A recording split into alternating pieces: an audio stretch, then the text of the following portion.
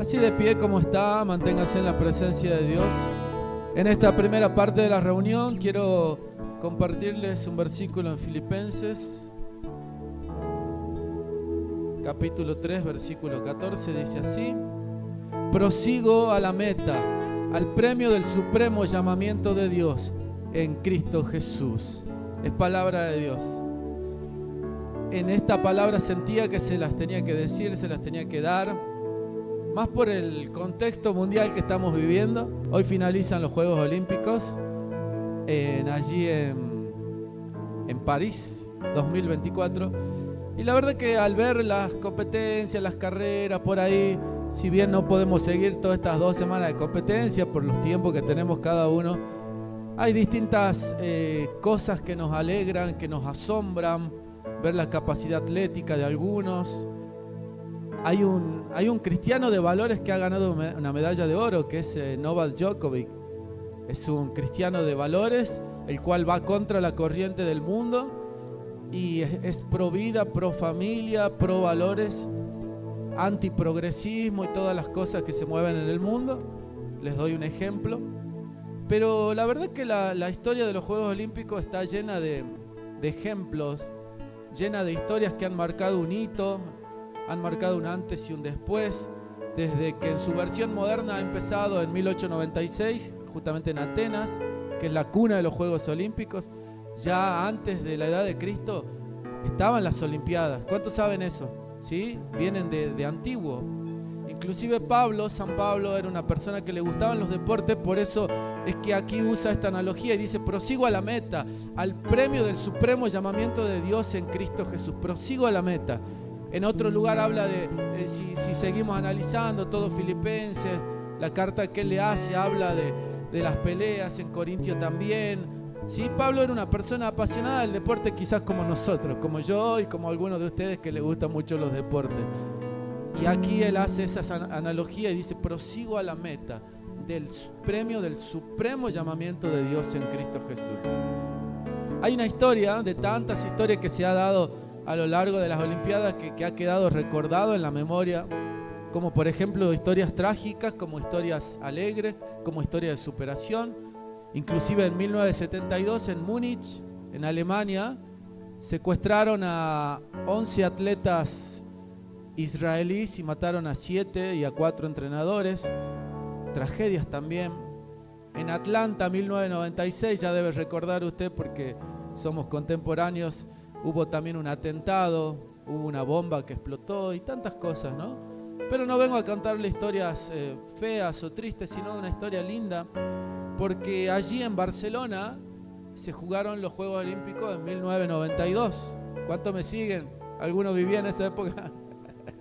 Eran uno de los primeros Juegos Olímpicos que yo miraba y era chiquito. Y pasó algo muy emocionante, impactante. Hay videos en los cuales yo veo ese video y se me pone, como quien dice, la piel de gallina. El cuerpo se estremece de lo que sucedió. E inclusive muchos pastores han predicado usando ese video. Si hubiese tenido el tiempo adecuado lo pasaba. Pero un atleta llamado Derek Redmond era un atleta que se venía preparando para correr las carreras de los 400 metros olímpicos.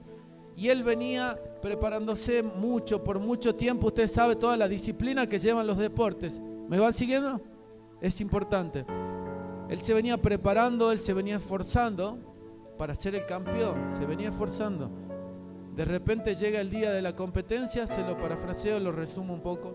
Llega el día de la competencia y empieza a correr. Iba primero él cómodamente y no sé si a 100 metros del final sufre una lesión tremenda en la cual no podía ya caminar. No sé si habrá sido un desgarro o algo fuerte que siente en la pierna y no pudo caminar más, no podía y empezó a llorar. De repente todo el público lo estremeció esa situación de que el campeón, el que probablemente campeón, le había pasado esto. Empezó a llorar, estaba mal. De repente alguien en medio de la multitud abre paso y entra hacia la pista. Y un señor grande lo carga al hombro y lo ayuda a llegar a la meta. Era su papá. Era su papá de este hombre, de este atleta Derek Redmond, su papá lo lleva ahí en hombro y lo lleva a cruzar la meta. No ganó la medalla de oro, pero ganó el reconocimiento de todo el público. Todo el público aplaudía de pie. Dale un aplauso porque así es nuestro Dios. Él te levanta, Él te levanta, Él te ayuda a llegar a la meta. Oh, maravilloso Jesús. Quizás te está costando llegar a la meta, querido hermano, querida hermana. Quizás, toma asiento si querés, mientras yo sigo hablando de estas partes. Quizás te está costando llegar a la meta, pero de la mano de Dios se puede llegar a la meta. ¿Cuánto dicen amén? Dice que la palabra meta, skopos, viene del griego skopos. Es una marca sobre la cual fijar la mirada. Si vamos a la raíz etimológica de esta palabra meta, skopos, fijar la mirada en una marca, en una meta. Para terminar esta parte les leo lo que dice en Hebreos 12:12.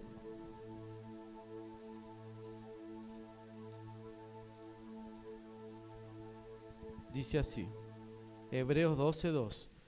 Puesto los ojos en Jesús, el autor y consumador de la fe, el cual por el gozo puesto delante de él sufrió la cruz, menospreciando el oprobio, y se sentó a la diestra del trono de Dios. Cierra tus ojos un momento en esta parte de la reunión, vamos a orar. Nos hemos sentado, pero no te distraigas, porque quiero orar por tu vida. Después tengo una palabra que compartir, pero en esta primera parte Dios me ha mandado, me ha marcado que te hable de esto. ¿Por qué? No porque se juegan los Juegos Olímpicos, algunos me dirán yo no veo tele, no me gustan los deportes, no me importa. Pero a Dios sí le importa tu vida y quizás te está costando llegar a la meta. ¿Sí? Y si vos tenés que fijar algo en lo cual fijar tu mirada, tu meta, dice acá en Hebreos 12:12, puesto los ojos en Jesús, el autor y consumador de la fe. Amén. Inclusive si vamos al 12:1 dice así, por el mismo pero el anterior versículo dice, por tanto nosotros también, teniendo en derredor nuestra tan grande nube de testigos, despojémonos de todo peso y del pecado que nos asedia y corramos con paciencia la carrera que tenemos por delante, puesto los ojos en Jesús, el autor y consumador de la fe. La Biblia nos habla de carrera. Este tonto nos viene a hablar de la Olimpiada, si yo no veo los juegos, no me importan los deportes. Pero acá la Biblia, Pablo nos muestra de analogía y usa los deportes como ejemplo y nos dice, corramos la carrera con paciencia, saquemos la mochila del pecado, nos despojemos de todo aquello que nos asedia, toda esa carga que tenemos y pongamos los ojos en Jesús. Y después, como leímos ahí en Filipenses 3:14, prosigo a la meta, prosigo a la meta, prosigo a la meta. Ese hombre, Derek Redmond, ha quedado en la historia porque esta historia impacta y cuando ves los videos se pone a llorar de la emoción que te causa ver ese instante y ese momento. Yo solo recordarme, Dios me lo trajo a mente minutos antes de subir a la plataforma y estaba llorando. Estaba impactado por esa historia. Porque esa historia es la historia de nuestra vida, cuando nos estamos bajando los brazos, cuando estamos claudicando, cuando decimos ya no doy más, quiero dejar esto, quiero dejar aquello, ya no aguanto lo que pasa en mi matrimonio, ya no aguanto lo que pasa con mi hijo que está en las adicciones, ya no aguanto lo que pasa en mi negocio, ya tengo ganas de tirar todo por la borda. Y como ese padre entró, se abrió entre la multitud y acompañó a su hijo a llegar a la meta, tu Dios, tu papá, nuestro papá, nos ayuda a llegar a la meta, nos ayuda. Cierra los ojos, vamos a orar. Padre, te alabamos, te bendecimos en esta mañana. Gracias por esta palabra del comienzo, Señor. Debemos proseguir a la meta, puesto los ojos en ti, Señor. Eres el autor y consumador de la fe, Señor. Señor, sabemos que vivimos en el mundo, pero que esas distracciones del mundo no nos saquen la mirada, los ojos de ti, Señor. Te lo pedimos en el nombre de Jesús, Señor. Y perdóname, Señor. Decirle, Señor, perdóname si no he puesto la mirada en ti, Señor. He puesto la mirada en las circunstancias, en las trabas. Si he puesto la mirada, Señor, en en las piedras que hay en el camino, en las vallas que hay en el camino. Perdóname, Señor. Hoy vuelvo a poner mi mirada en ti, Señor, en el nombre de Jesús. En el nombre de Jesús. Gracias, Señor. Gracias, Jesús. Y el pueblo de Dios dice, amén y amén. Dale un fuerte aplauso al Señor. Gracias, Jesús.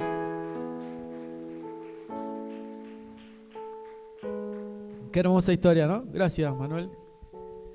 Qué hermosa historia, ¿no? ¿La va a buscar o no después en internet? O la voy a mandar, si la pastora me da permiso, la mandamos al grupo de la Iglesia Vida Nueva, y después va a estar el video de este atleta y de este padre que lo ayuda a llegar a la meta, porque así es nuestro Señor, como les dije recién, que nos ayuda a llegar a la meta. Y sobre todo estamos ya en la segunda parte del mes, ya llegando a la tercera parte del año, mejor dicho, ya la última parte, el último tirón. Y como decían las señoras, por no decir las viejitas de antes, ¿cómo decían? Si pasa agosto, ¿cómo es? Si el que pasa agosto ya termina el año, ¿era así o no? Así que ya estamos cerca. El último tirón, y esfuércense, sean valientes en todo lo que Dios lo ha llamado a hacer. Esfuércense en venir a la iglesia, no falten. Los que son jóvenes, esfuércense en venir los días sábados, los días miércoles. Corramos la carrera con paciencia, con amor, con esfuerzo. Ya falta poquito para que termine el año y después vamos a tener un nuevo año de bendición también. ¿Cuántos dicen amén? ¿Sí? Porque si el 2024 está siendo lindo, el 2025 va a ser mejor. Con esa fe hay que tener siempre, esa actitud hay que tener siempre. Hoy le voy a compartir algo que se compartió el lunes en la reunión de Copasal, de los pastores, del Consejo Provincial de Pastores de Salta, donde acompañé a la pastora, la acompañé, de vez en cuando la acompaño, y cuando la acompaño encuentro unos amigos de hace años y amigos de mi papá, y dicen que los amigos de mi amigo, los amigos de mi papá son mis amigos, ¿o no? Cuando vamos ahí encontramos los amigos de mi papá, que eran los amigos de él, muchos pastores de la ciudad de Salta que son amigos de él, muchísimos de ellos, y qué lindo que es estrecharle un abrazo, verlos, de hace mucho que no los veía, algunos por ahí sí lo cruzo, y la verdad que fue un lindo momento. Recuerdo hace 10 años atrás, la reunión de pastores eran 20, 30 como mucho, ¿no? Ahora había 80, no sé, llenos los auditorios, y la verdad que hay una unidad muy linda en lo que tiene que ver con Copasal, con el Consejo Provincial de Pastores. Inclusive llegué, me senté al último, bueno, pero llegamos más o menos sobre la hora con las cosas, los chicos los voy a buscar de la escuela, las cosas que uno tiene cotidianamente. Llegué sobre la hora y me senté atrás, ¿no? Con Marina, también con mi esposa, con mi mamá, y me siento atrás, obviamente, porque llego tarde, pero también, o sea, porque no me considero a la altura de los pastores, por supuesto. Entonces me siento al último. Así que ahí estábamos, se compartió una palabra muy linda. Los pastores contaron que ellos estuvieron en Corea. Hubo una comisión de pastores de Copasal que estuvo en Corea, invitado todo pago, con la iglesia coreana de acá de Salta, con una gran amiga que la vida nos dio hace mucho, la señora Jackie Choi, que es una pastora coreana de acá de Salta, que vive hace muchísimos años ya acá, tiene su ministerio, acá tiene una iglesia. Y a través de ella y de unos programas, unos convenios, todo, varios pastores pudieron visitar Corea y quedaron ahí asombrados, ¿no? Dice, éramos como, no sé si eran 5 o 6, era como, ¿vieron ese que dicen el argentino perdido en Nueva York? Bueno, eran 4 o 5 pastores perdidos en Corea, dice que miraban así los edificios, dice que todos allá calladitos, porque ellos charlando, riéndose así, viendo todo, dice, era como... Yo me imaginaba, ¿no? Como 5 pastores salteños perdidos ahí en Nueva York o perdidos en Corea. Y bueno, y era gracioso todas las anécdotas que contaban. Dicen que estaban ahí entusiasmados con un robot. Dice que iban a una cafetería, no sé qué, había un robot y siempre iban al mismo robot. Dice, hasta que después no sé quién metió mal el dedo, no sé qué hicieron. Dice. Y era muy gracioso lo que contaba, pero después empezaron la parte de la palabra y nos contaron de las 3 llaves de bendición según la iglesia coreana, así que eso se las voy a compartir ahora 3 llaves de bendición de acuerdo a la iglesia coreana. Y la iglesia coreana tiene una historia tremenda, que hoy voy a hacer una reseña, ustedes saben que me gusta un poco la historia, pero la historia es linda porque te ayuda a comprender el presente, ¿no? Por qué personas son así, por lo que fue pasando en el pasado. Pero le cuento lo que pasó de que yo me senté atrás, ¿no? Atrás, ahí escuchando humildemente para recibir, y después uno de los pastores me va a llamar si podía pasar a orar, dice. Entonces imagínense cómo uno se siente y se siente honrado, porque pasar delante de 80 pastores que tienen 50 años de ministerio, y pasar yo, que yo no soy nada, digamos, en comparación de ellos, es realmente Dios el que te usa. Y hoy leía una parábola en la cual se las traje para compartir también porque tiene que ver con lo que vamos a hablar, y es la parábola de los convidados a la boda, los invitados a la boda, ¿no? Dice, tú cuando seas invitado por alguien, se la parafraseo, no vayas y te sentés en el primer asiento, porque no vaya a ser que te diga, no, pará, vos vas atrás y pasa vergüenza delante de todo. Entonces vos siempre llegás a algún lado que te invitaron y sentate atrás, sentate ahí muy discretamente, humildemente, y cuando venga alguien y te diga, pasa al frente, vas a ser reconocido delante de los demás, dice. ¿Sí? Entonces es una historia que siempre me pasa en mi vida, porque yo nunca busco el primer lugar, nunca busco aparentar nada, siempre me busco el rincón atrás, porque obviamente es la humildad que Dios me da, y después viene y te hacen pasar al frente, y me dieron así el púlpito al frente para dar un pensamiento así rápido y orar así, no fue más de 5 o 10 minutitos que estuve ahí en una parte de la reunión de oración. Así que bueno, les comento eso porque fue muy lindo, y de ahí trajimos estas 3 llaves de bendición inspiradas en 2 de Crónicas 7:14. Vamos a 2 de Crónicas 7:14, seguramente ustedes ya lo conocen, ahí en el Antiguo Testamento.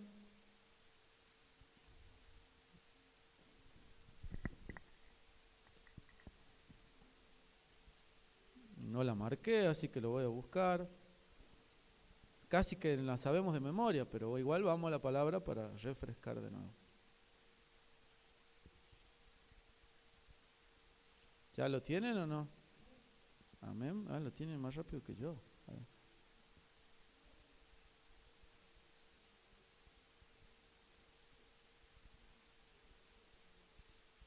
A ver.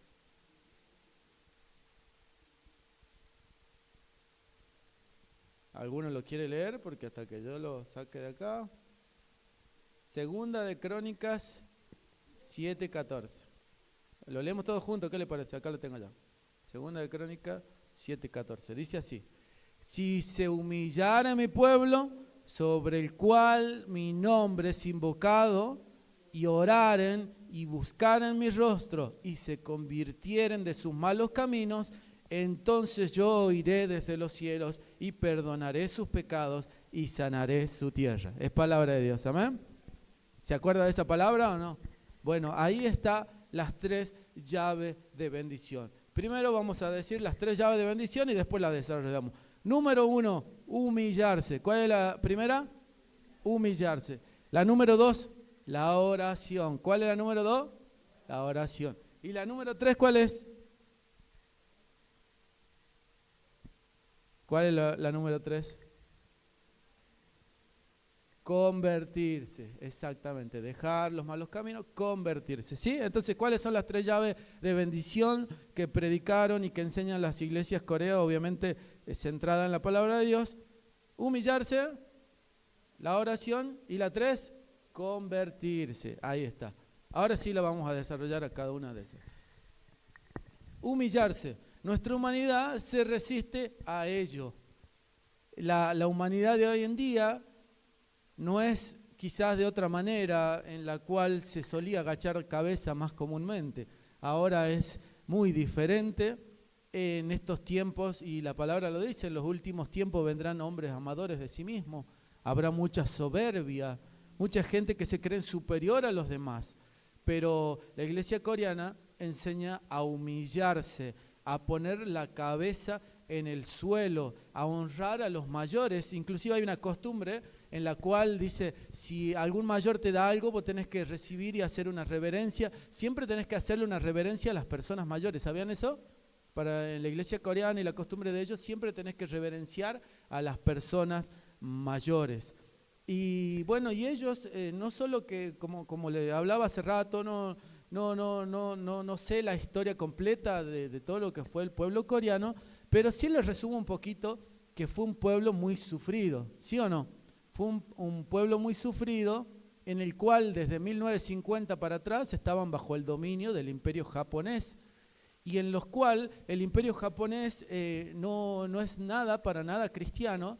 Inclusive cuando los primeros cristianos que había en Corea sufrían persecuciones por el imperio japonés. ¿Cuántos me van siguiendo? ¿Sí? Entonces de 1950 para atrás, cuando estuvieron bajo el dominio japonés, para no irnos muy a la época remota de Corea, para venir más un poco cerca en la historia, ellos eran oprimidos por el pueblo japonés y perseguidos los cristianos que había en Corea, porque justamente el imperio japonés no le dejaba predicar el evangelio, ejercer libremente su fe, como era la fe en Cristo, ¿no? Y después viene lo que tiene que ver y que se llamó con la guerra de Corea, que tiene que ver un poco con todo lo que es la Guerra Fría, con todo lo que venía con la ustedes saben lo que venía en la época de Stalin, de Lenin, todas las matanzas que había en esa época, y fue un pueblo muy pero muy sufrido, y en el cual hoy se ha convertido, ¿saben qué? Después de eso un poco que le hice una reseña, se ha convertido en uno de los pueblos que más misioneros ha enviado a todo el mundo. Dice que los coreanos son muy apasionados. ¿Cómo son los coreanos? Muy apasionados, y tal es así que lo han tomado en serio el trabajo de las misiones, y uno de los países que más misioneros ha enviado a todo el mundo, misioneros cristianos, es la iglesia coreana. También, ¿cuánto han escuchado que la iglesia coreana tiene o tenía la iglesia más grande del mundo? Pastor John Ki-cho. John Ki-cho es el pastor que dicen de la iglesia, congregación más grande del mundo, que tenía 1 millón de miembros, nada más y nada menos. Se reunían en un estadio así gigantesco, imagínense, no entraban todos, tenían que hacer varias reuniones para juntarse. Pero los coreanos también son conocidos, también lo mismo que los orientales, por su disciplina, ¿o no? Si hablamos de Corea, hablamos de disciplina, de lo ordenado que son, y bueno, y algunas anécdotas más que contaban los pastores que fueron a Corea de esta asombrosa cultura, ¿no? Pero ahora vamos a 1 de Pedro 5:6, ahí en el Nuevo Testamento.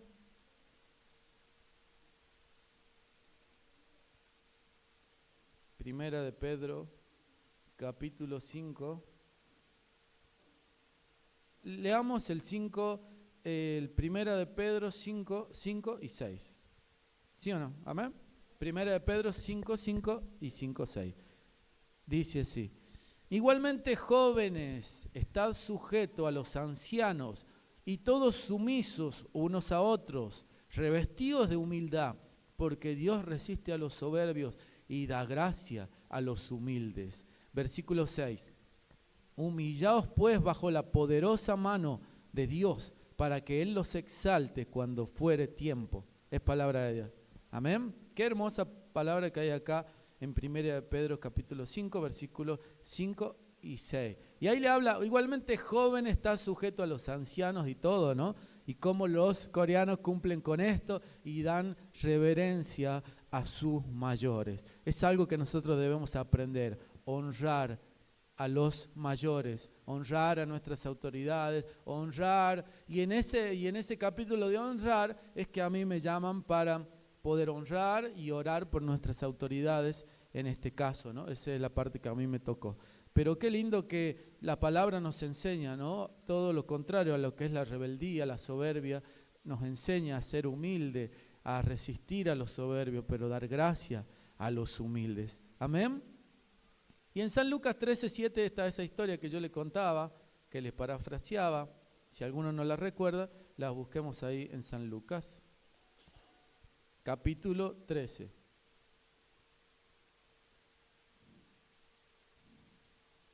¿Sí o no lo tienen?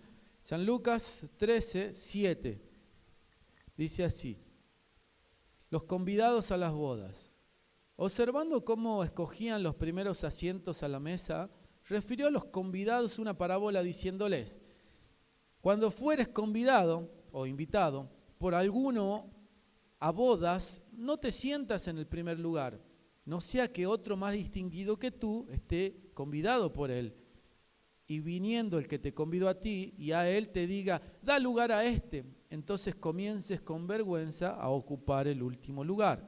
Mas cuando fueres convidado, ve y siéntate en el último lugar, para que cuando venga el que te convidó o invitó, te diga, amigo, sube más arriba, entonces tendrás gloria delante de los que se sientan contigo a la mesa, porque cualquiera que se enaltece será humillado, y el que se humilla será enaltecido. Es palabra de Dios, ¿sí? Es una de mis palabras favoritas, y si nosotros mantenemos la cabeza gacha, será Dios el que nos va a exaltar en el tiempo que Él lo considere que sea oportuno. ¿Cuántos dicen amén? Amén. Hay situaciones en las cuales nosotros vamos a decir, no, pero mirá, no sabes lo que me hacen, y queremos salir a veces nuestro carácter a flote como chispita, ¿no? Pero si algo tienen ellos, los coreanos, son templanza para poner en práctica estas cosas, ¿no? Sabiendo que aquel que es soberbio, déjalo. Si tenés un jefe de trabajo que es soberbio, que te maltrata, vos agachá cabeza sabiendo que es Dios el que da la recompensa. ¿Cuántos dicen amén? ¿Sí? Agachar cabezas quizás tampoco significa dejarse maltratar y otras cosas que ya están fuera de lugar, pero de todas maneras que Dios te traiga revelación a qué hacer en aquellos momentos. Pero sí, la palabra dice clarito, cualquiera que se enaltece será humillado, pero el que se humilla será enaltecido. Y el que es enaltecido por Dios, porque como dice en Daniel, dice, Él muda los tiempos y las edades, Él pone y quita reyes, ¿sí o no? Es el Señor el que pone, el que quita, el que saca, el que pone en autoridad y el que saca también. Es Él el Dios soberano. ¿Cuántos dicen amén? Entonces, ese es el primer punto, lo que tiene que ver con humillarse, como decía ahí en Crónicas. Si se humillare mi pueblo sobre el cual mi nombre es invocado, ¿sí? Humillarse siempre, humillarse, buscar el rostro de Dios, siempre con cabeza gacha, bajar la cabeza, buscar a Dios, reconocer su soberanía y reconocer su poder.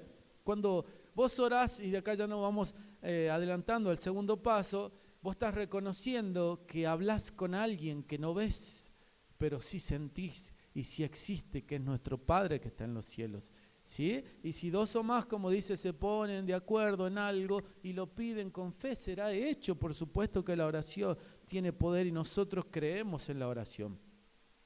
Dicen los pastores coreanos que debemos hacer de la oración un estilo de vida y no un recurso en caso de incendio. ¿Cómo? Un estilo de vida y no un recurso en caso de incendio. No es que, se me están quemando las papas, como dice, y recién oro. Me llegó un telegrama de despido y recién me empiezo a orar. Mirá, ya está la demanda de divorcio y recién me pongo a orar. Mirá, recién me llegó esto. No, es que sea un hábito de vida el orar y buscar a Dios, ¿sí? ¿Y cómo lo dice Mateo 6:6? Vamos allá a Mateo 6:6, también ya conocido por ustedes, lo vamos a repasar. Vamos a repasar las enseñanzas de Jesús sobre este tema. ¿Me van siguiendo? ¿Le gusta o no? Amén. San Mateo 6.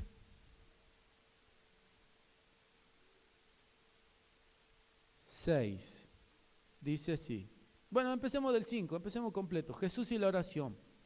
Y cuando ores, no seas como los hipócritas, porque ellos aman el orar en pie en la sinagoga y en las esquinas de las calles, para ser vistos de los hombres. De cierto os digo que ya tienen su recompensa. Pero tú, cuando ores, entra en tu aposento y cerrada la puerta, ora a tu Padre que está en el secreto, y tu Padre que ve en los secretos te recompensará en público. Es palabra de Dios. Amén. Pero sigamos el 7 porque todo tiene que ver con la enseñanza. Y orando no uséis vanas repeticiones como los gentiles que piensan que por su palabrería serán oídos. No os hagáis pues semejante a ellos, porque vuestro Padre sabe de qué cosas tenéis necesidad antes que vosotros le pidáis. Vosotros pues oráis así, y ahí viene el modelo y que nos dejó como enseñanza Jesús, el Padre nuestro. Amén. Pero acá las partes importantes tienen que ver cuando dicen tu aposento, cerrada la puerta, ¿no? Bueno, si yo no necesariamente es literal de que te encerres en la habitación a orar, que obviamente es lo más indicado que dice, pero por ejemplo, los que manejamos en vehículo, cuando manejamos y vamos solos, estamos solos en nuestro aposento, ¿no? Y ahí vas orando.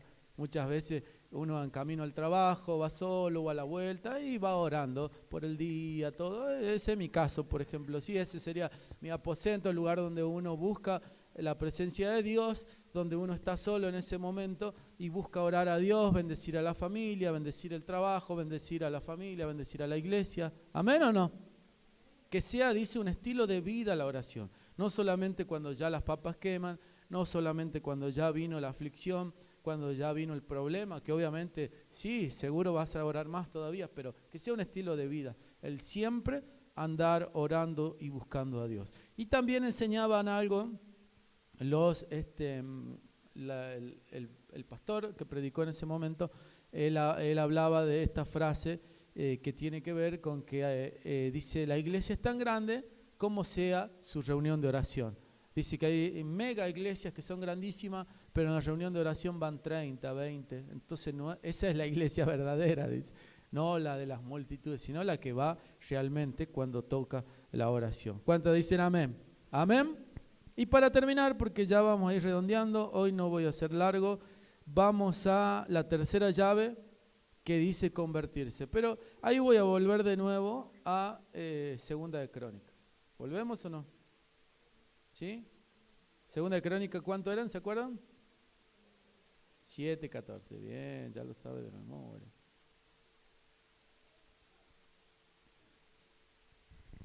Ahí está.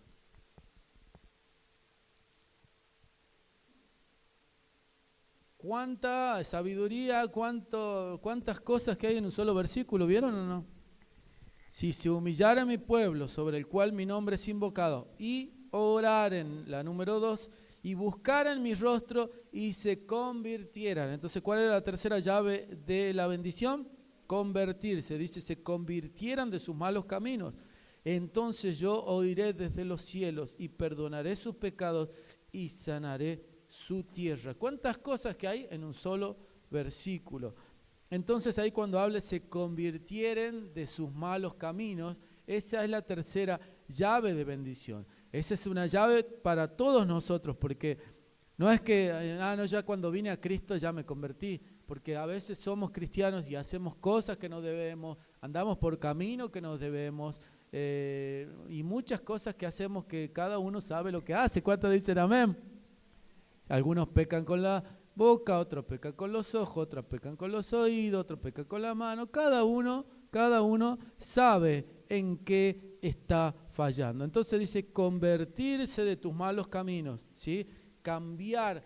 Y me pareció algo muy lindo, la verdad que, bueno, o sea, no me gusta hablar siempre de mi familia, como jactándome de algo, pero Pía siempre me sorprende, ¿no? Que está un escalón por arriba de todos. y con su picardía en un momento dice, ¿quién puso el nombre Vida Nueva? Me dijo un día, me preguntaba ayer en el auto, me preguntaba, ¿quién puso el nombre de Iglesia Vida Nueva? Y bueno, el pastor, el abuelo Mario, la abuela, Dios dio obviamente ese nombre. Sí, porque significa, dice que las personas que estaban en malos caminos se vuelvan a los buenos caminos de Dios, y así la tenía clara, digamos, ¿no? Con una superioridad que a mí me sorprende, pero bueno, así dicen que siempre las nenitas son como más pícaras, ¿no? Pero la verdad que sí me decía de eso, ¿no? Y tantas otras cosas que nos sorprenden día a día a nuestros hijos, y nos enorgullecemos sobre todo cuando están en los caminos de Dios. ¿Cuántos dicen amén? ¿Amén? No deje de traer sus hijos a la escuela bíblica los días domingo, porque está muy lindo y se le enseña lindas palabras, y la palabra obviamente con lindas cosas, con lindas enseñanzas, todo didáctico a manera de los niños, que después no se le olvidan más en la vida. ¿Cuántos saben eso? ¿Amén? No se le olvida más en la vida. Y la verdad que ella nos ha hablado del nombre Vida Nueva y de lo que significaba un lugar de restauración. Recuerden que este lugar era un taller hace muchos años, ¿sí o no? ¿Sí? ¿Alguno se acuerda de este lugar como taller o no? Sí, ¿no? Ahí había una fosa, todo, bueno. Y eso es algo, no es que es casualidad, es algo simbólico, porque significa que la iglesia Vida Nueva es un lugar de restauración, donde la gente viene, Dios te restaura y te regala una nueva vida. ¿Cuántos dicen amén? Esa es la promesa que está sobre esta iglesia. Dale un fuerte aplauso al Señor. Todo aquel que cruce por esa puerta, Dios le regala una nueva vida y le da una oportunidad para cambiar y para restaurarse sus vidas. Nunca dejes que el enemigo te ataque y te acuse. Hay un pensamiento muy tonto, que no es lógico, como dice mi hija, no es lógico, pero es tonto y que lo tienen muchas personas, que piensan cuando están en falta o en pecado o con algún error, dejan de ir a la iglesia, porque como que se sienten sucios, digamos. ¿Te imaginas no ir al hospital porque no, estoy muy enfermo? Qué vergüenza que el médico me vea tan enfermo. O sea, ¿vieron tan tonto que es el pensamiento? ¿Sí? O pueden decir, no, vos no hablé de Dios, si vos andás en el pecado. ¿Algunos le dijeron así alguna vez? ¿Sí o no? No, no hablé de Dios, si vos fumás, si vos tenés problemas, mirá, vos sos separado, pero pará. ¿Qué entendés de Dios? Yo he venido para los pecadores, no para los justos, dijo el Señor. Y el que tiene necesidad de un médico, ¿es el sano o el enfermo? El enfermo, ¿vieron esa? No, pero que yo tomo mucho. Y bueno, pues por eso tenés que venir. Justamente este es un lugar de pecadores, de tomadores, de pecadores, de todo lo peor. Este es el lugar. No es un lugar santo, ¿cómo voy a ir yo? No, este es el taller del maestro donde él te trae, te mete, te hace chapa y pintura y te saca nuevo. Amén. Dale un fuerte aplauso al Señor. Así es. Debemos entender bien las cosas. Porque ese pensamiento, ¿no? Pero para eso hay que venir a la iglesia, para ser mejor, para aprender la palabra, para ser mejor cada día. No es que yo venga porque ya haya alcanzado todo, como dice Pablo.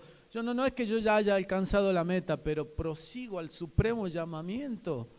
Y Pablo también decía, las cosas que quiero hacer, eso hago o eso no hago. ¿Eso decía Pablo o no? ¿O estoy equivocado? ¿Se acuerdan o no? ¿Sí?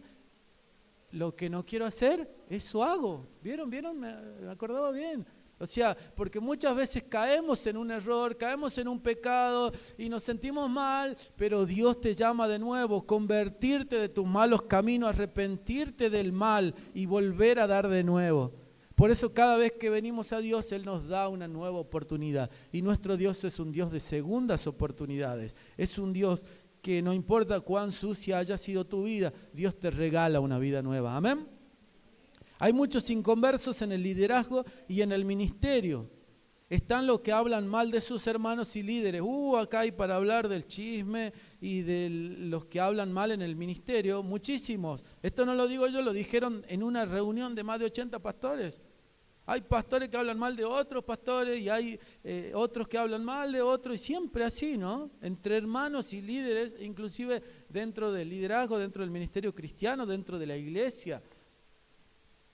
Dicen que calumnia en griego viene de diabolos. Miren eso, ¿no? Calumniar viene de diabolos. Dice, ahora sabemos lo que hacemos cuando calumniamos. ¿Sí o no? Cuando acusamos al hermano, al que está en falta. Sí, la verdad que eso es algo que a mí me saca de lugar. La gente que juzga a otro por sus pecados, pero no se juzga a sí mismo por sus propios pecados. ¿Sí? Y Jesús mismo lo dijo el Señor. Pero si vos tenés un tronco en el ojo, ¿por qué mirá el que tiene la paja en el ojo ajeno, digamos? ¿Sí o no? Sí, pero mirá el paralelismo que usó el Señor. Vos lo criticás al que tiene la paja en el ojo ajeno, o sea, andás viendo el error de los demás, pero no ve el tronco que vos tenés. ¿Me entendés o no? Entonces, siempre que queramos calumniar, fíjate de qué lado te estás poniendo. Te estás poniendo del lado del enemigo. Ahora sabemos lo que hacemos cuando calumniamos. Convertirse es transformarse, es tener, y vuelvo a repetir acá, una vida nueva. Usemos esas llaves y nuestras oraciones serán oídas, los pecados perdonados y la tierra sanada. Necesito que me acompañen acá si oramos y ministramos. Lo invito a ponerse de pie para orar por esta palabra. Generalmente soy así, no me gusta llevar mucho tiempo, sino el tiempo justo. ya casi 40 minutos acá arriba, me parece que es un buen momento. ¿Le gustó la palabra que compartimos? La del principio y la segunda, ¿sí? De las llaves de bendición. ¿Cuál era la palabra que compartimos al principio? Tenía que ver con proseguir ¿a dónde? A la meta, ¿sí? Así que si hoy ven los Juegos Olímpicos y ve ahí que están corriendo, porque hoy eran ya los últimos maratones, acordate de eso. Acordate de la historia de ese muchachito Redmond, ese atleta que su papá lo ayudaba a llegar a la meta del supremo llamamiento. ¿Sí? Si ellos corren por una corona incorruptible, una corona corruptible, mejor dicho, porque así sea oro, es un premio superfluo, banal. Sí, es la gloria, pero no es la gloria máxima, es la gloria en el deporte, hay un techo nada más. ¿Sí o no? Nosotros teníamos un amigo que yo siempre lo recuerdo, no lo veo hace muchos años, no lo debo ver hace 15 años. Era un futbolista famoso de Ecuador, vino a jugar aquí a Salta, Alberto Montaño, y él había jugado en la selección de Ecuador, jugó un mundial de fútbol. Imagínate que nos gusta jugar el fútbol, jugar un mundial es lo máximo, lo más grande, ¿no? Y él jugó el mundial, él salió campeón ahí en Barcelona de Ecuador, Ecuador, en Guayaquil, y salió campeón de los torneos, y dice que una vez habían salido tricampeón. El tricampeón, el primero, segundo, tercero es lo máximo. Y dice Alberto Montaño que en un momento se sentó viendo las medallas y decía, esto no puede ser el propósito de la vida, esto no puede ser ya el final de la vida, tiene que haber algo más. Y en un hotel, no sé si, no recuerdo bien los detalles del testimonio, pero creo que en un hotel haya una Biblia. Una Biblia, ¿vieron de esos trataditos Nuevo Testamento? Y él lo empieza a leer y empieza ahí una nueva vida. Una vida con Cristo. Ya no con medallas, ya no con la gloria del mundo, sino ahora con la gloria de Dios. Y se dedica hasta el día de hoy a predicar a los futbolistas en todo el mundo. Sí, el famoso ministerio Atletas de Cristo. Y cuando ustedes ven una competencia que dice Atletas de Cristo, es un ministerio mundialmente. Y Alberto Montaño, ahí con las copas, con las medallas, dice, tiene que haber algo más en la vida. ¿Sí? Está lindo los deportes, está espectacular. Hasta el último día de mi vida le voy a enseñar a decir, a animar a que haga usted deporte, que camine, que se ejercite, que corra o que haga algún deporte. Los que son más grandes por lo menos haga caminar. Los que son más jóvenes haga deporte sí o sí, el que fuera. Porque empieza a actuar todas las células de la vida, la célula se vuelve más fuerte. ¿Usted sabía eso? Así yo le digo en lenguaje chabacano, pero cuando usted hace deporte, la célula se vuelve más fuerte y como que una capa, la membrana se hace más fuerte y prohíbe que entren los virus. Entonces, si usted tiene baja la defensa, usted tiene alergia, usted se enferma cada nada, lo que necesita hacer es deporte. Y acá en la iglesia, recuerda que hace un par de meses, cuando fue Jorge, que hicimos un evento, ¿no? de gimnasia. Y tenemos que hacer el segundo, ¿sí? Ya les voy diciendo, pues se vienen los días lindos con el profesor Manuel, ahí está Manuel, y vamos a hacer de nuevo. ¿Cuántos se van a sumar? Gimnasia para Cristo, ¿cuántos dicen amén? ¿Vamos a hacer gimnasia para Cristo o no? ¿Sí o no? Y luego de esta enseñanza que hemos hablado al principio, de proseguir a la meta, hemos hablado de las 3 llaves de bendición, que era número 1, humillarse. Número 2, oración. Número 3, convertirse. Cierra tus ojos. Padre Celestial, te alabamos en esta mañana, te bendecimos. Te damos gracias, Señor, por tu palabra, por tu presencia. Te damos gracias, Señor, porque realmente palabra de Dios ha venido a nuestras vidas. Palabra de Dios ha venido a nuestros corazones, a nuestra mente, a nuestro espíritu, Señor. Oh, maravilloso Jesús. Eres hermoso, Dios mío.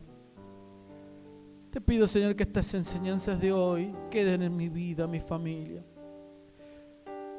Señor, tú me has enseñado que hay que poner los ojos en ti, como dice en Hebreos 12, 1 y 2, Señor. Puesto los ojos en Jesús, autor y consumador de la fe. Debemos poner nuestra mirada en las cosas importantes, Señor. Porque el mundo te ofrece una recompensa, pero esa recompensa es vana, es corruptible. En cambio, la corona que perseguimos nosotros es una corona incorruptible, es una vida eterna, es un regalo eterno, Señor, donde tú nos has prometido que nos vamos al cielo, al paraíso, donde, Señor, No hay nada que nos pueda detener y afectar. Donde no está la polilla que se puede corromper. Una copa, una medalla se puede oxidar si le da el agua, si las dejas ahí. Pero la corona que Dios te ofrece no se oxida, querido hermano, querida hermana. Es una corona incorruptible. La corona de vida, porque dice que Él es galardonador de aquellos que los buscan. Esa es la corona que debemos aspirar. Esa es la meta que debemos aspirar. Llegar al final de nuestras vidas esforzándose día a día, esforzándonos cada día por ser una mejor persona, un mejor cristiano, en el nombre de Jesús. Gracias, Señor, por tu palabra, por tu presencia. Gracias, Señor, por esta enseñanza de la llave de bendición. Gracias, Señor, porque he aprendido que debo humillarme. Debo agachar cabeza muchas veces, Señor, aunque mi carácter quiera florecer, sabiendo que eres tú el que levanta, eres tú el que pone, eres tú el que saca, Señor, reconociendo tu soberanía, Padre, en el nombre de Jesús. Perdóname si he sido altanero, si he mirado por arriba de los hombros, si he pensado que mi fuerza humana era alguien más que alguien, Señor, cuando no somos nada.